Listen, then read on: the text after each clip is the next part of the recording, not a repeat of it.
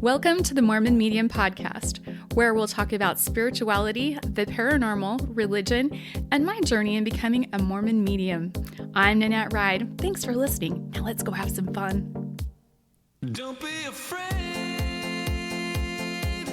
Close your eyes. There's a moon overhead, but the sun will rise.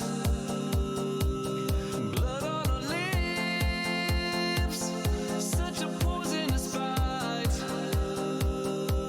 The sound of our hearts go bump, bump, bump in the night. Hello and welcome to the Mormon Medium Podcast. I'm Brad with a cold, so you get the very sexy, sultry voice today. And I'm here with Nanette, the Mormon Medium. Hi, guys. I hope you had a great week. Well, I know I sure did, because I got to come home from vacation. And look, I love going on vacation. But you love coming home for vacation. Always the best part. Like, I think when I stop going, I'm excited to go home, that I know that it's time to leave this home, right? Does that make sense? Because I am always so happy to come home because it's home. Usually, though, if we come home any sooner than the 10-day mark that we usually go, it feels too soon. So I think around day 8, 9, 10, we're like, yeah, I think I'm ready to go home.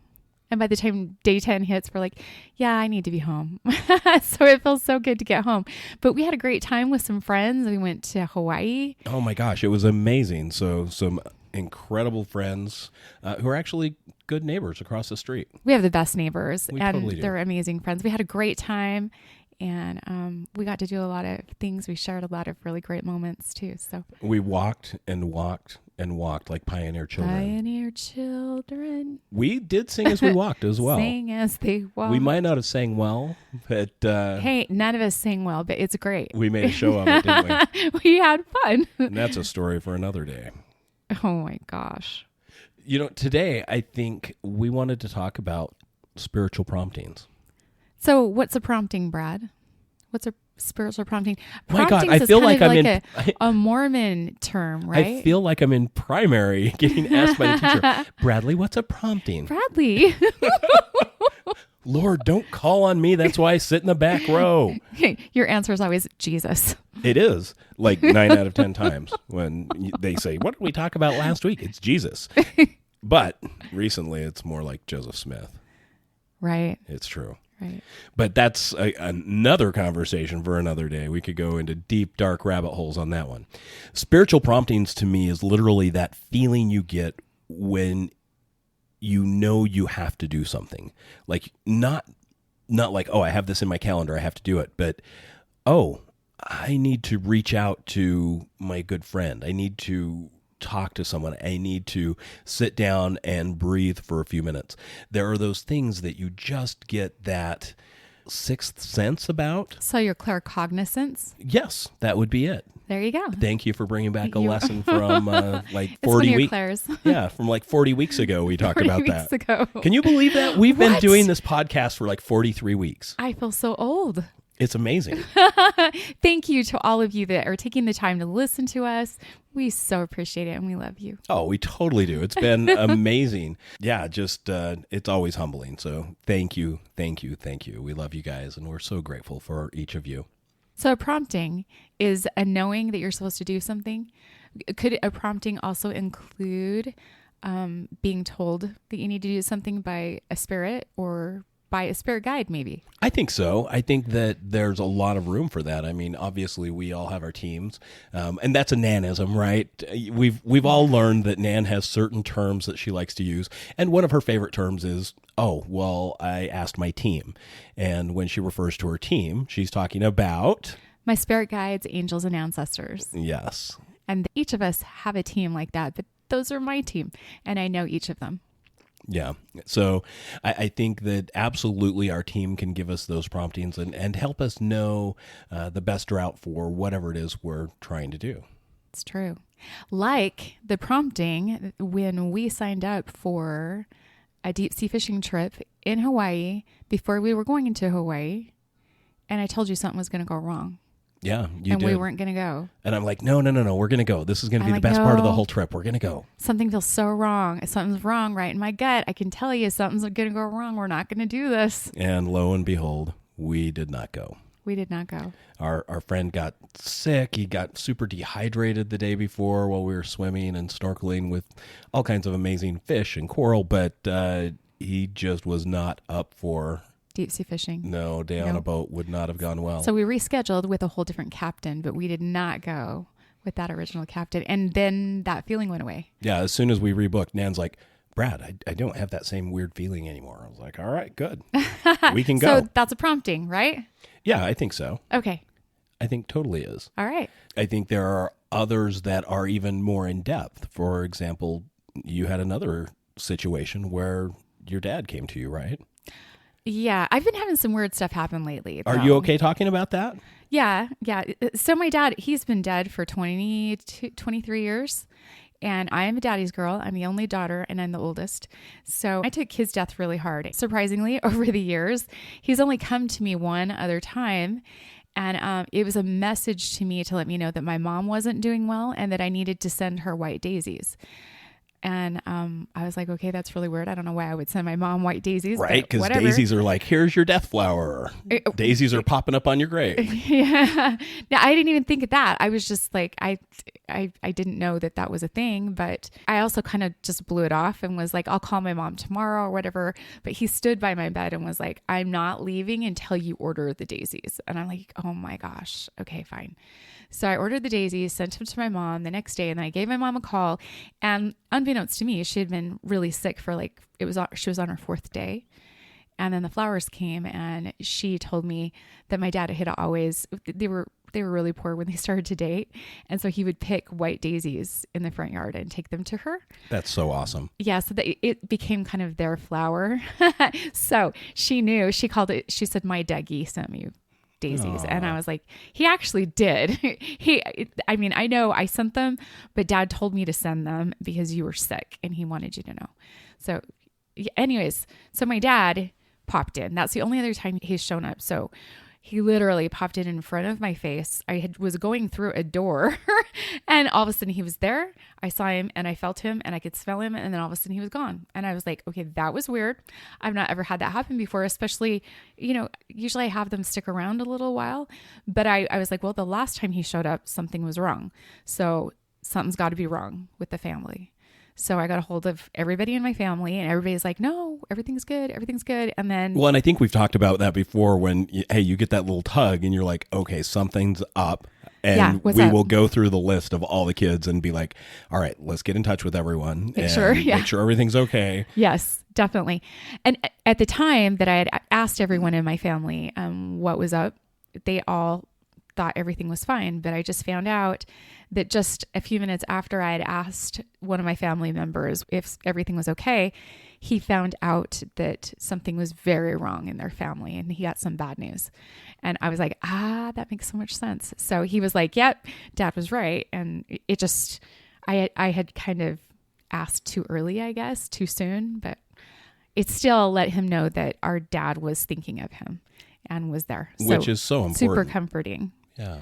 Yeah.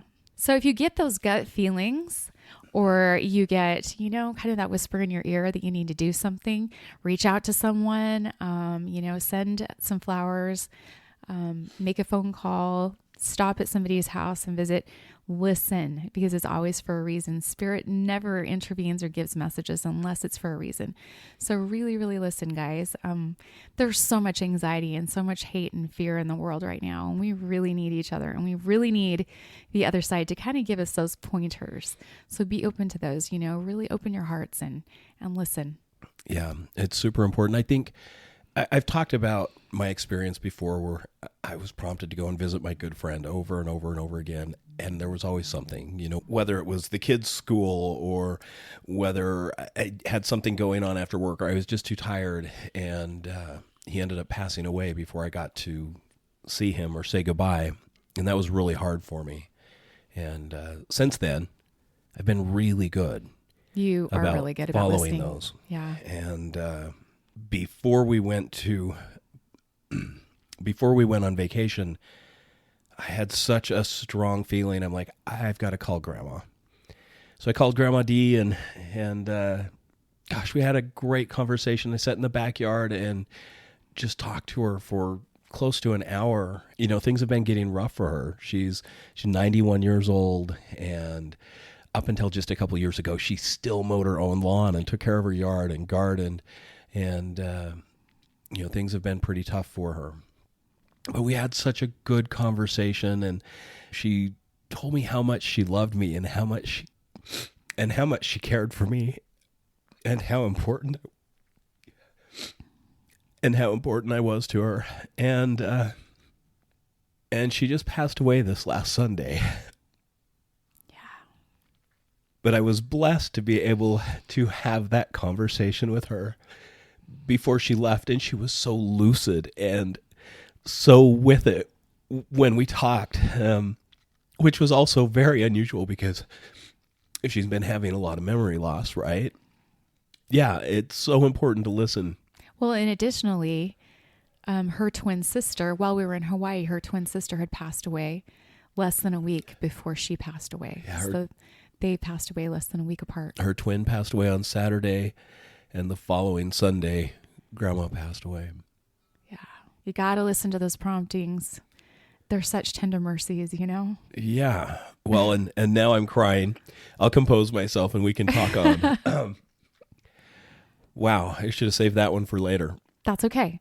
It's okay. You know what? I also had someone else, a really, really good friend, that listened to a prompting, and she didn't even know why she was getting the prompting. And she turned some scales for me.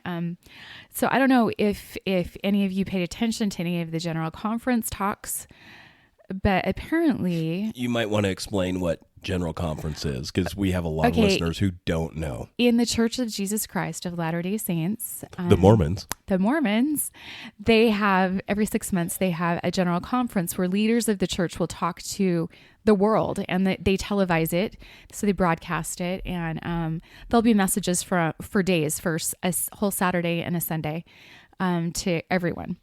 And it's, you know, words of wisdom and encouragement, you know, words from the Lord, such as that. So, is it though? That's what they say. Yes. Okay. That's what I'm going to just clarify. That's what they say. That is what they say. I don't know how in touch most of those people are. I agree. They're very much men. There was a blow that hit me though about one of the talks, and President Nelson had said something that really hit. And a lot of LDS families or Mormon families took this to heart, that they didn't need to listen. So basically he had said something like, you shouldn't listen to people that are non-believers. Don't take advice from people that are non-believers. And I'll find the quote really quick here. Interestingly, I need to back it up. He said a couple of things that were a little odd to me. He said, I invite you to adopt the practice of celestial thinking celestially. It means being spiritually minded, which is not a bad thing. We all should be spiritually minded, right? He also says mortality is a masterclass in learning to choose the things of the greatest eternal import. And I thought that was important too, because, you know, Earth is our school, right? So I'm agreeing. I like that. I'm agreeing I do with think him, Earth is right? a masterclass, right? It is. He says that far too many people live as though this life is all there is. However, your choice today will determine 3 things: where you will live throughout all eternity, the kind of body with which you will be resurrected, and those whom you will live forever. Okay, now that kind of hit me, because I'm like, aren't families supposed to be forever? And if you're sealed, you know, for forever, you're supposed to be with your family for forever, right? So if you live a telestial type life, the old sayings back in the day when I was a kid, okay, they would say if you were living a telestial life, you would be resurrected without any reproductive organs. Genitalia. No genitalia. So you'd basically be a Ken doll and a Barbie doll. That is what they used to teach. I promise. You can look it up. So he kind of touched on that again, and I haven't heard that in years and years and years. And I thought that was weird. That was really he is strange. 99. Yeah. So well, that was what he knew That as is he what was he growing knew. up. It's going to be interesting because as generations pass, those old teachings like that are just going to disappear, and people are going to go, "Oh, we never talked about that. We never." Mostly I thought that had believed that. disappeared because like I hadn't heard that since I was really like probably a young teenager before I got knocked up. Like,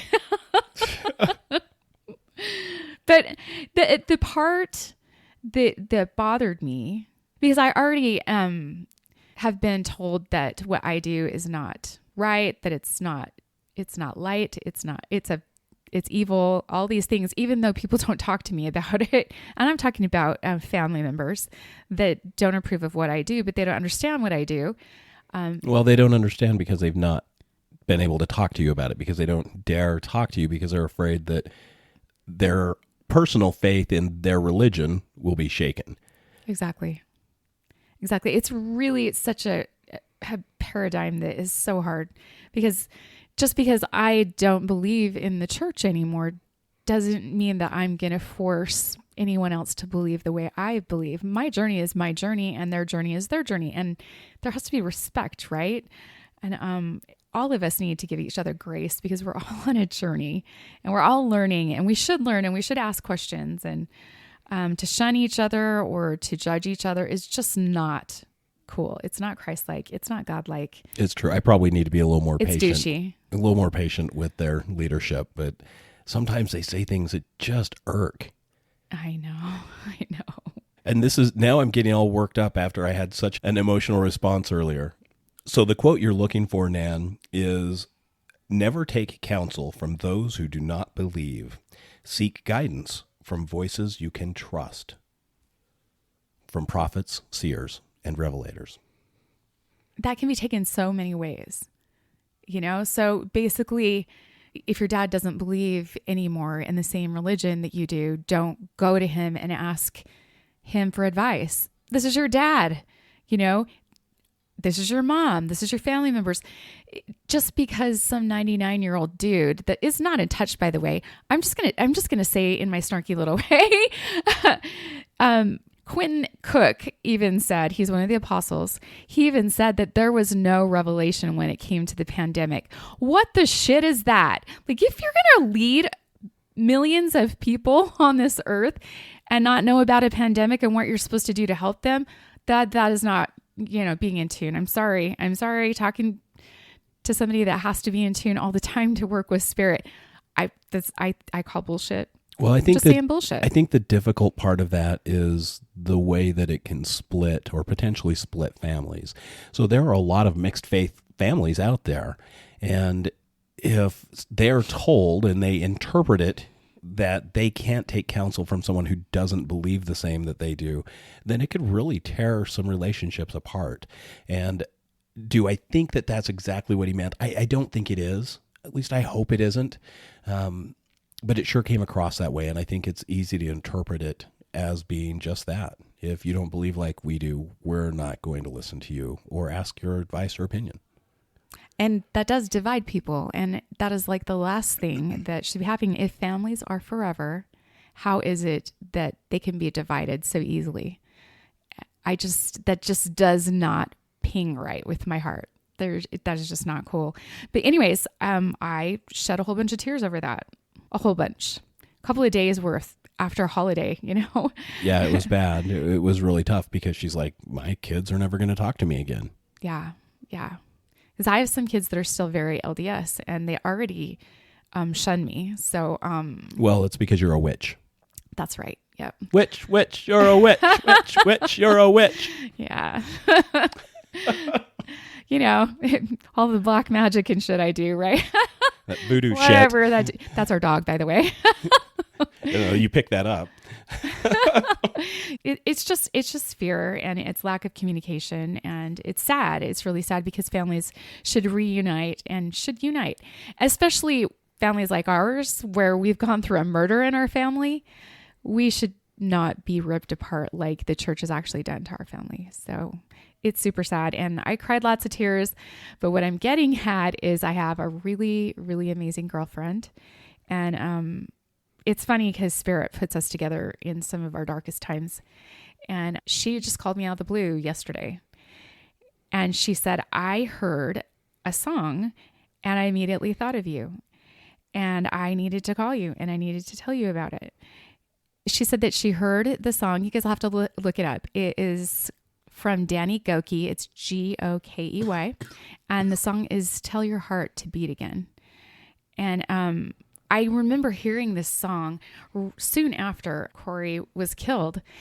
And I just cried about it. And it's basically talking about going through trauma and coming out the other side and talking your heart into wanting to live again and repair and grow and become better. And my friend, she said she heard the song and she said, I immediately thought of you and I needed to call you. I needed to tell you that I was there when you shattered into a million pieces, and she was. And I remember how broken you were, and I remember how low you were, and I remember all the darkness that has surrounded you and has taken over. And she says, and I've also witnessed you grow into a completely new woman, a woman that is stronger, that is more faithful, that is closer to the Spirit, that is a healer, that is a leader. And she says, I am so proud of who you've become. And I just want you to know you've changed my life. And I just sat there and was sobbing, just because I felt so, because of this talk by the prophet, I felt so worthless. Like my own family is not going to see my value.